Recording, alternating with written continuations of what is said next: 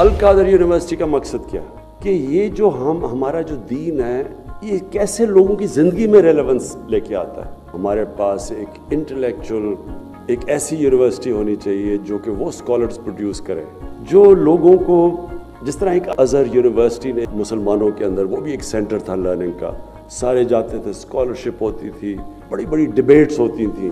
जो टॉप हमारे साइंटिस्ट थे उनका जो अंडरस्टैंडिंग दीन की थी और कुरान की वो भी बहुत थी, साथ साथ चल रहा था, साइंस भी चलती थी और उनको दीन की भी समझ थी। अब ये बिल्कुल सेपरेट हो चुका है और मैं ये चाहता हूँ कि इस यूनिवर्सिटी में वो स्कॉलरशिप आए।